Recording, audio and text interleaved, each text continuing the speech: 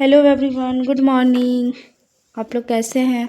तो आज मैं नेक्स्ट वीडियो में मैंने झारखंड से रिलेटेड कुछ जीके का वीडियो बनाई थी। अब मैं आज इकोनॉमिक्स का सेमेस्टर 5 का जो हम इकोनॉमिक्स में जो आपको सिलेबस प्रोवाइड किए हैं उसी से रिलेटेड उसी के विषय में आज हम लोग पढ़ाने जा रहे हैं। तो मैंने जो सब्जेक्ट में आप लोग को जो सेमेस्टर 5 का जो सेमेस्टर 5 में जो सिलेबस भेजी थी, देख रहे हैं यहाँ पे हमारा जो सिलेबस है, जो मैंने सिलेबस पहले जो बताए थे वो सिलेबस में मैं आज जेबीशे के बारे में पढ़ाने जा रही हूँ। मेरे पास नोट्स है, मैं पहले नोट्स से पढ़ाऊँगी, उसके बाद मैं बुक से आपको बताऊँगी। तो जेबीशे के बारे में पढ़ाऊँगी। आप देख रहे हैं सेमेस्टर 5 का ये हमारा जो 3 पेपर होता है, एक MJ9, एक MJ10, एक MJ11। तो वही आज मैं इसी से रिलेटेड आज मैं यहाँ से पढ़ा रही। ये हमारा एक पेपर है, इसमें आपको ये जितने भी पेन से टिक आउट किए हुए टोटल हमारे आएंगे। तो मैं इसका वीडियो चैनल में डाल दी हूँ, इसका भी डाल दी हूँ, इसका भी डाल दी हूँ। आज मैं जेबीशे के बारे में डाल रही हूँ। उसके बाद मैं रिसर्च में भी एक बार डाल चुकी हूँ, इकोनोमेट्रिक्स का भी एक बार डाल चुकी हूँ। तो आज मैं इसका डालूंगी, थॉट्स डालूंगी, economics, history of economics, thoughts. इसमें थॉट्स से रिलेटेड हमारे पूरा थॉट्स पढ़ना है। तो मैं आज जेबीशे के बारे में आप लोग को पढ़ाऊंगी। तो जेबीशे का देखिए यहाँ पे 2 क्वेश्चन है। एक है हमारा जेबीशे के आर्थिक विचारों की आलोचनात्मक व्याख्या करें, एक ये क्वेश्चन है। और एक हमारा ये क्वेश्चन है कि जेबीशे के बाजार नियम की व्याख्या करें। 2 क्वेश्चन इस टाइप से हमारे विनोबा भावे यूनिवर्सिटी जो सेमेस्टर वाला एग्जाम होता है उसमें 2 टाइप्स का क्वेश्चन बनता है। एक जेबीशे के आर्थिक विचारों का आलोचनात्मक व्याख्या करें, या फिर एक होता है जेबीशे के बाजार नियम की व्याख्या करें।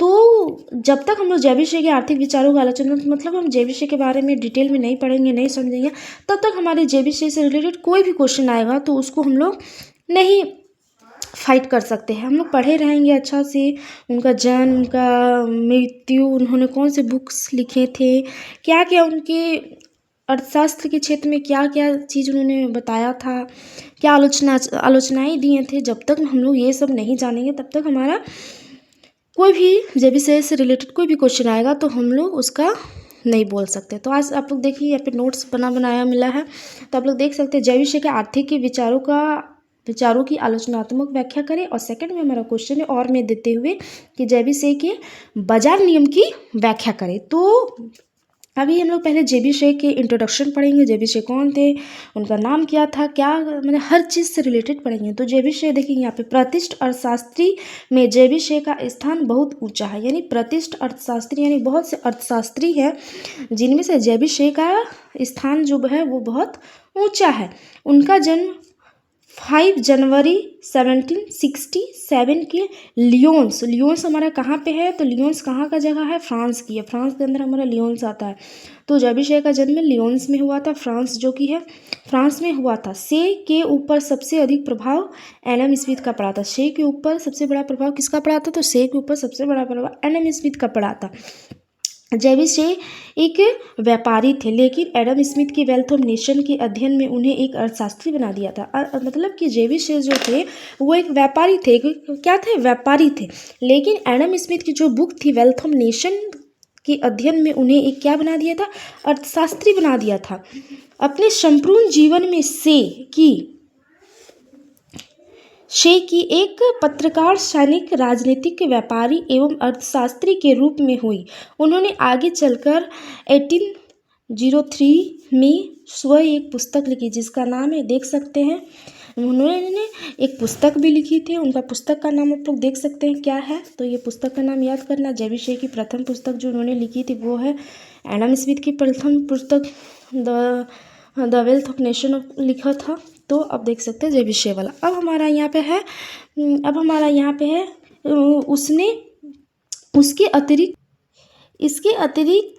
इसके अन्य 2 ग्रंथ थे। क्या क्या ग्रंथ थे आप लोग देख सकते हैं, यहाँ से आप लोग पढ़ लीजिएगा। का प्रकाशन कर्मस 1817 1828 से लेकर 1929 में हुआ था। जेबीशे की सबसे अधिक उपलब्धि यही थी कि उन्होंने फ्रांस में एडम स्मिथ के विचारों का प्रचार एवं प्रसार किया था। मतलब कि जेबिशे की सबसे बड़ी उपलब्धि यही थी कि उन्होंने जो फ्रांस में एडम स्मिथ के जो विचार था उनके प्रचार प्रसार किया और उनके सिद्धांतों की अपने देश के लोगों के समक्ष व्याख्या प्रस्तुत की। यानी कि उनके जो विचार थे, यानी कि एडम स्मिथ के जो विचार थे, उनके विचार थे तो जेबिशे ने अपने देश में उनके विचारों को क्या किया था, प्रस्तुत किया था।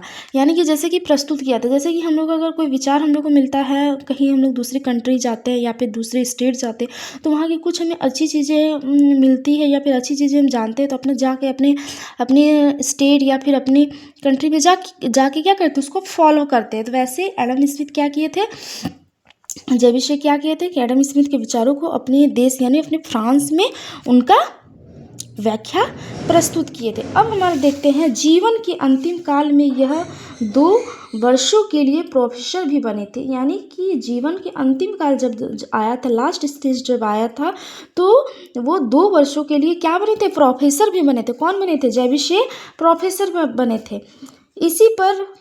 इसी पर रहती उनकी मृत्यु, यानी जेबिशे की मृत्यु 1832 में हो गई थी। यानी कि उनका मृत्यु कितना में हुआ था, 1832 में। जन्म कितना हुआ था, तो 5 जनवरी 1767 में हुआ था। जेबिशे के आर्थिक विचार, उनके कौन कौन से आर्थिक विचार देख सकते हैं, 1 2 3 4 5 6 7 आर्थिक विचार हमने लिखा है जो इम्पोर्टेंट है। बुक्स में बहुत सारे आर्थिक विचार है, लेकिन जेबिशे के जो इम्पोर्टेंट आर्थिक विचार है वो हम लिखे हैं यहाँ पे। अर्थशास्त्र की परिभाषा एवं विभाजन, अर्थशास्त्र के नियम, मूल्य संबंधी सिद्धांत, स्मिथ के सिद्धांतों का संशोधन, मुक्त व्यापार का समर्थन, बाजार का नियम, धन संबंधित विचार। अब हम लोग इसको एक एक करके डिफाइन करेंगे। पहला हमारा अर्थशास्त्र की परिभाषा एवं विभाजन। देख सकते हैं आप लोग अर्थशास्त्र की परिभाषा एवं विभाजन। तो राजनीतिक अर्थविज्ञान का क्या समरूप होना चाहिए, इसके संबंध में शे ने स्पष्ट विचार थे। यानी कि राजनीतिक अर्थशास्त्र में शे का क्या विचार थे। हर अर्थशास्त्री के हर क्षेत्र में अपने अपने अलग अलग विचार होते। तो जेबिशे का अर्थशास्त्र की परिभाषा एवं विभाजन में उनका कहना था कि राजनीतिक अर्थशास्त्र का क्या समरूप होना चाहिए, इसके संबंध में शे के स्पष्ट विचार थे। वे इसे यथार्थ विज्ञान मानते थे। उन्होंने अर्थविज्ञान के 3 भाग किए, उत्पादन, वितरण एवं संपत्ति। यानी कि जेबिशे ने अर्थविज्ञान को कितने भागों में बांटे थे, तो 3 भागों में बांटे थे। कौन कौन सा, एक उत्पादन, एक वितरण और एक संपत्ति का उपभोग विनिमय को उत्पादन का ही अंग माना। से के अनुसार राष्ट्रीय आय यानी नेशनल इनकम का निर्माण 3 अंशों में होता है। यानी कि जेबिशे के अनुसार जो हमारा जेबिशे के अनुसार हमारा जो राष्ट्रीय आय का निर्माण 3 अंशों में होता है। कौन कौन सा, एक लागत, एक मजदूरी और एक लाभ। याद रखना है, ये सब वेरी वेरी इंपॉर्टेंट पॉइंट्स हैं, आप लोग को ये सब पॉइंट याद रखना है। एवं लाभ द्वारा होता है। वे इस विज्ञान को सैद्धांतिक एवं वर्णनात्मक मानते थे। एक एवं उनके मत में अर्थशास्त्री का कार्य केवल निरीक्षण करना, विश्लेषण करना एवं वितरण देना है, ना कि सलाह देना। इस प्रकार से अर्थविज्ञान को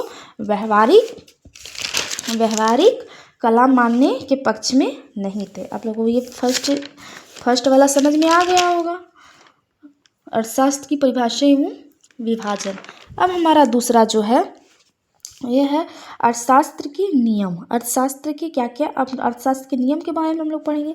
तो से ने अर्थशास्त्र को भौतिक शास्त्र के सामान्य एक विज्ञान माना और उसके कुछ प्राकृतिक नियम बताए जिनको खोजना अर्थशास्त्री का प्रधान कार्य है। उन्होंने लिखा कि इस विज्ञान के नियम भौतिक शास्त्र के नियमों के समान ही प्राकृतिक और अमान्य है। वे सत्ता के सहज रूप से विद्यमान हैं, वे नहीं बनाए जाते, खोजे जाते हैं। स्वयं विद्यमान और शासक ही इस नियमों के अधीन होते हैं और कोई भी बिना सजा को इसका उल्लंघन नहीं करना चाहिए। यानी कि अर्थशास्त्र के भी क्या क्या नियम होने चाहिए, उन्होंने जेबिशे अपने आर्थिक विचारों में इनको उल्लंघन किया।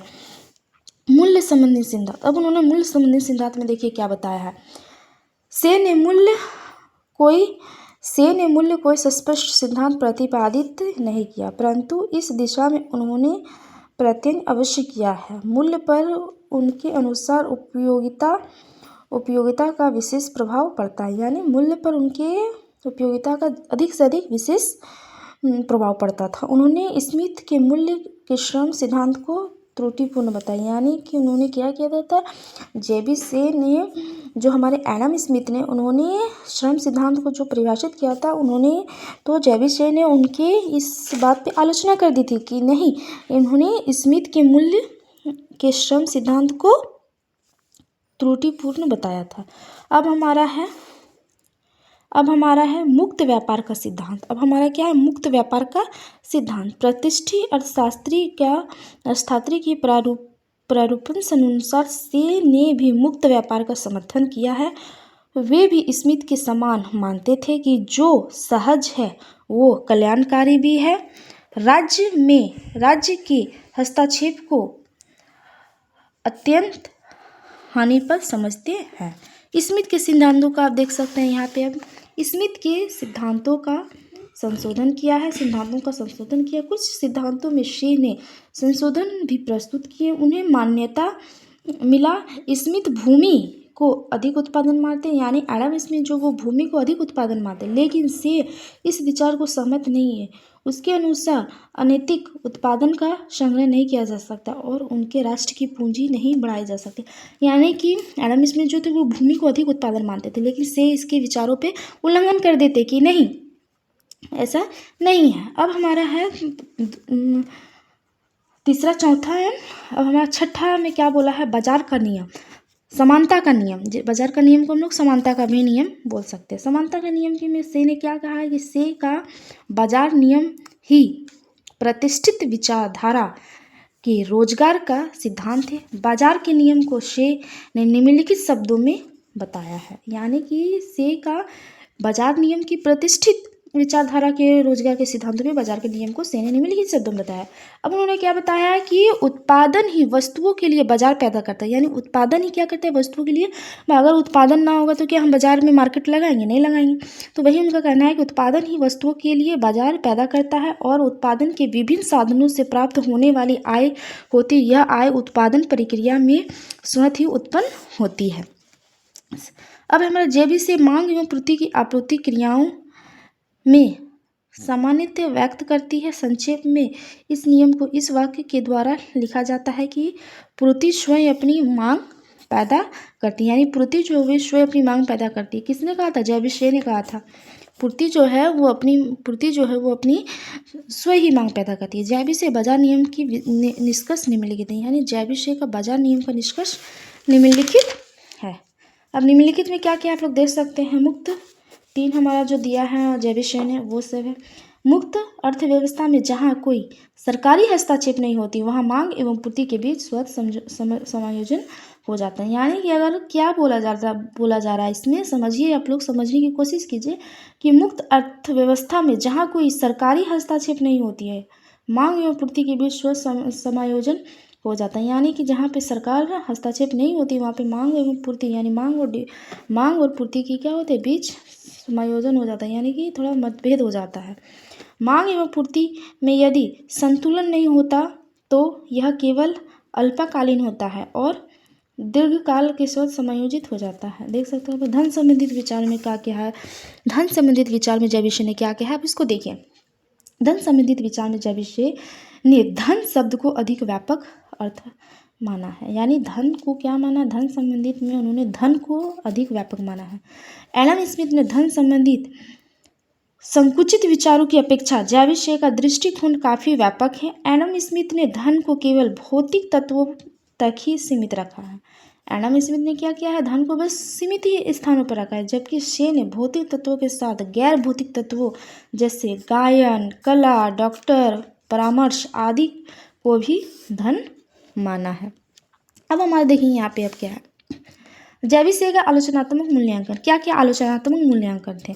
आलोचना, कोई भी अर्थशास्त्री रहते हैं तो अपने अपने जो उन्होंने इकोनॉमिक्स के क्षेत्र में जो विचार करते हैं उनमें जो अलग अर्थशास्त्री वो क्या करते हैं, आलोचना ही कर देते हैं कि नहीं ये गलत है, इससे और भी बेस्ट हो सकता है। तो सभी ने एक दूसरे को क्या किया था, एक दूसरे से आलोचना ही किया था और अपने अपने विचार को प्रस्तुत किए थे। अब हमारा है जय विषय का आलोचनात्मक मूल्यांकन। आर्थिक विचारों के इतिहास में प्रोफेसर से का महत्व भुलाने योग्य नहीं है। यानी आर्थिक विचारों के इतिहास में प्रोफेसर से का जो महत्व है वो भुलाने योग्य नहीं है। फ्रांस के बाहर के अर्थशास्त्रियों ने प्राय उन्हें पूर्ण रूप से नहीं पहचाना और यह कहकर उनकी आलोचना को हल करने की अपेक्षा प्रोफेसर से ने उनका उथले ढंग से किया है। अब देख सकते हैं यहाँ पे, अब हमारा निष्कर्ष आ जाता है। निष्कर्ष, कोई भी हम लोग जो टॉपिक पे लिखते हैं, कोई भी टॉपिक हम लोग नोट्स बनाते हैं तो इकोनॉमिक्स में लास्ट में हमारा निष्कर्ष कंक्लूजन निकाला जाता है।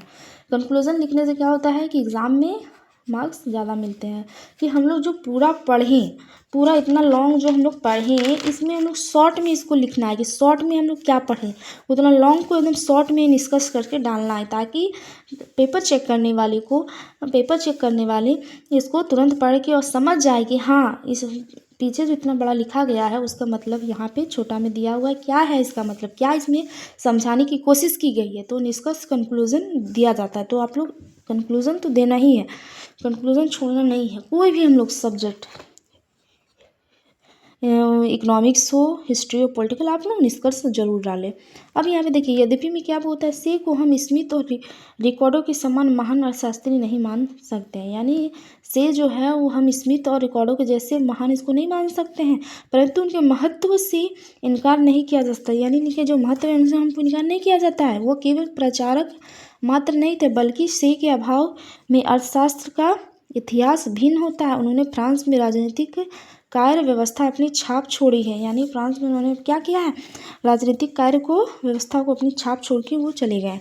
बाजार का नियम आप देख सकते हैं, से के नियम की मौद्रिक आय प्रणाली में क्रियाशील को निम्नलिखित व्यक्त किया जा सकता है। अब यहाँ पे देख सकते हैं, यहाँ पे बहुत बड़ा है, आप लोग एक बार देख सकते हैं। यहाँ पे मौलिक अर्थशास्त्र में से के नियम क्रियाशीलता क्या क्या आप लोग देख सकते हैं। एक बार आप लोग नोट भी बना लीजिएगा। उसके बाद यहाँ पे देख सकते हैं, यहाँ पे आप लोग देख सकते हैं। उसके बाद यहाँ पे हमारी मान्यताएं हैं, मान्यता क्या क्या दी थी अर्थशास्त्र में वो है। उसके बाद हमारा यहाँ पे ख़त्म होता है केन्स द्वारा से के बाजार नियम का आलोचना। यानी कि बाजार नियम पे जो उन्होंने से ने दिया तो उन्होंने केन्स क्या किए थे, आलोचना दे दिए थे कि नहीं ऐसा नहीं हो सकता। अब यहाँ पे आप लोग देख सकते हैं, ये हमारा नोट्स था। अब हम लोग आपको बुक्स दिखाते हैं। बुक्स में देख सकते हैं जय विषय यहाँ पे है, आप लोग बुक्स एक बार देख सकते हैं। ये बुक्स है इकोनॉमिक्स का। इकोनॉमिक्स में जो हमारा पेपर है, पेपर 9 है शायद, MJ9 है, MJ9 का है यहाँ पे। ये बुक से MJ9 आपको कंप्लीट हो सकता है। अगर आप लोग को बुक मार्केट में मिलेगा तो आप लोग ले लीजिएगा, देख लीजिए। अब हमारे MJ9 है, हम यहाँ पे हम एक दिखा सकते हैं आपको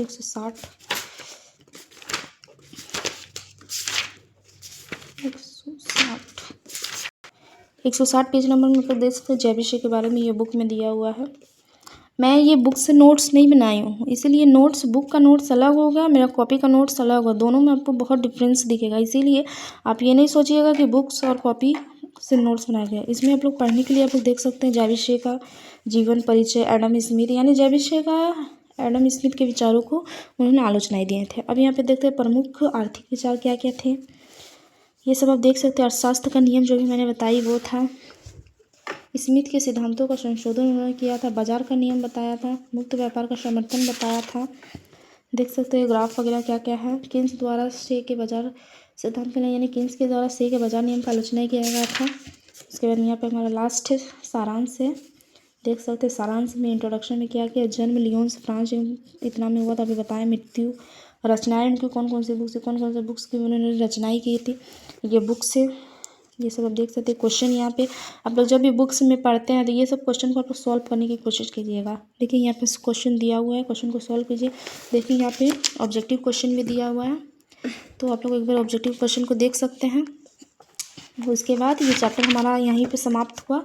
एक हमारा टॉपिक हो गया जय विषय के बारे। अब मैं नेक्स्ट वीडियो में अपने देख के बताऊंगी कि मुझे किसके बारे में आप लोगों को पढ़ाना है। जो मैंने जो एग्ज़ाम होते हैं। अब मैं इसमें से आपको कौटिल्य के बारे में नोट्स भी दूंगी और कौटिल्य के बारे में भी पढ़ाऊंगी कि कौटिल्य कौन थे, इनका जन्म कहाँ हुआ था, इनके अर्थशास्त्र के क्षेत्र में क्या योगदान था, क्या क्या था। तो मैं अब कौटिल्य के बारे में नेक्स्ट वीडियो में बताऊंगी। तो thank you everyone so much, bye.